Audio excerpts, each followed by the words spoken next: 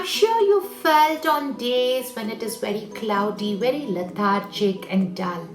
But on a sunny day, you feel bright and alert. Light plays a major role in us being alert and active. This is because of light causes a suppression of melatonin hormone. Melatonin hormone which makes us sleepy in the night.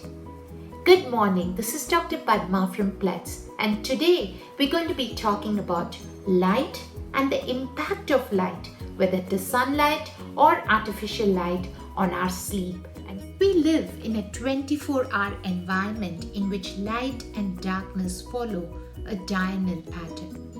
Our biological clock, the suprachiasmatic nucleus, relies on the pathway from the retinal ganglion cells in our eye to integrate information about light. The suprachiasmatic nucleus analyzes the information from the retinal pathway and in the absence of light deems it to be nighttime and communicates with the pineal gland to release the sleep facilitating hormone melatonin. Millions of years ago, in the absence of artificial light, our sleep-wake cycle was in sync with our biological clock. But the availability of artificial light has substantially changed the light environment, especially during evening and night hours. This may be the cause of increasing risk of developing sleep-wake disorders, which are often caused by a misalignment of endogenous biological rhythms and external light-dark cycles.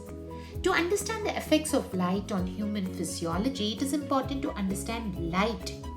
So light is a form of electromagnetic energy that travels through space as a wave. These waves have a wavelength and a frequency. Humans possess receptors in our eye which are able to sense energy with wavelengths between 400 and 700 nanometers and turn them into images.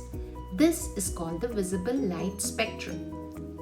Now, individual wavelengths within the spectra correspond to distinct colors.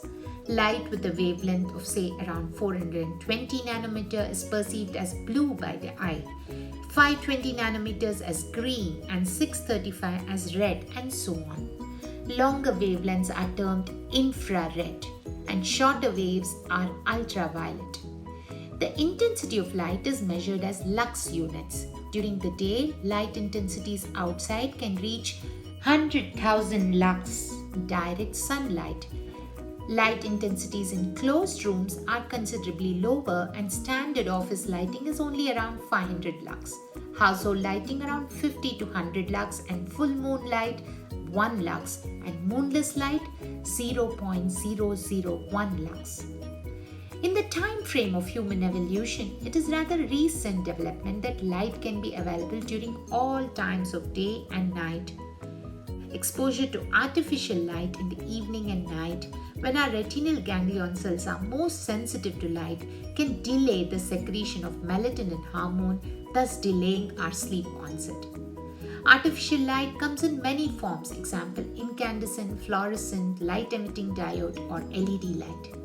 While light generated by these technologies may all appear white to us, the underlying spectra are rather different.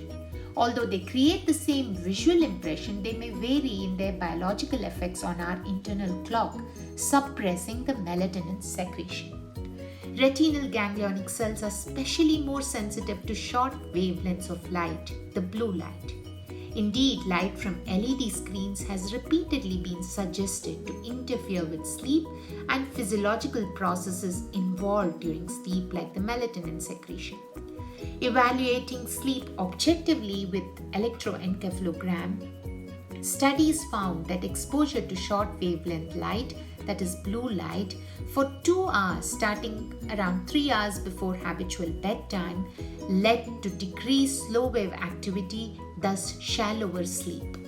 Blue light at night increases cortisol secretion, which is a stress hormone. It also increases blood pressure, heart rate, sympathetic tone, and core body temperature, which are all going to delay sleep onset and decrease sleepiness.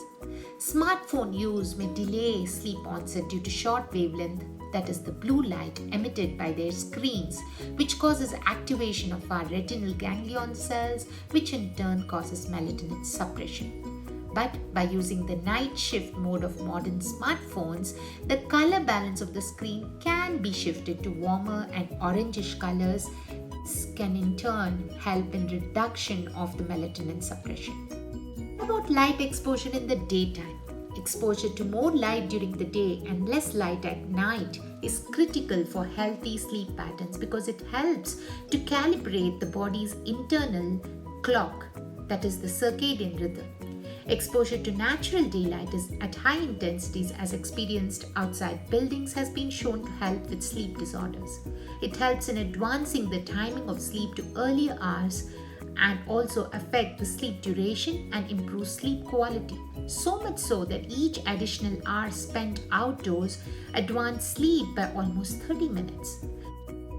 In the absence of daylight exposure, as in working in artificially lit rooms with absence of direct sunlight, our suprachiasmatic nucleus cells are not exposed to light in the daytime, and even a small amount of light in the night makes them very sensitive. Want to get a good sleep? Try these. Turn off or dim lights at least 1 hour before bedtime. Turn off all unnecessary electronic gadgets which release light energy like laptops, tabs, cell phones, or switch to night mode. Increase daytime exposure to sunlight. Increase daytime physical activity. Light can affect mood in several ways by directly modulating the availability of neurotransmitters such as serotonin, which is involved in mood regulation. Exposure to sufficient daylight can brighten up your mood. It's bright and sunny outside and I'm going out for a walk to get my sunlight for the day. Are you motivated enough to do the same?